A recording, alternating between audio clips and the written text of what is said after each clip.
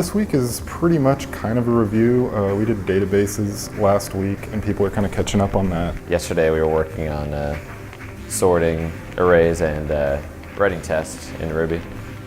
We're just kind of making sure everybody's up to speed, and we're making the transition into front end pretty soon. We are doing GitLab.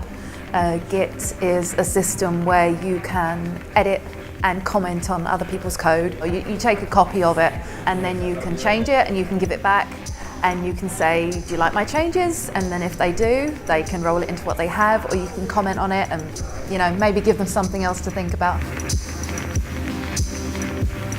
Last week, databases were kind of hard to wrap my head around the syntax, but we powered through, and now we're having some time to just keep practicing with the SQL commands and such. Just having a hard time creating the databases and calling them into Visual Studio to use them with C#. But this morning kind of started to really understand a lot of that.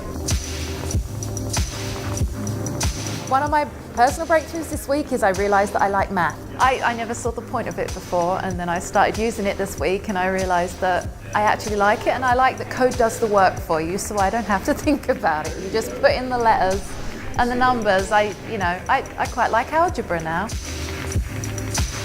Most of our classes go into Steel City Code Fest next week. That'll be a really interesting opportunity to actually meet and network with people in the tech community.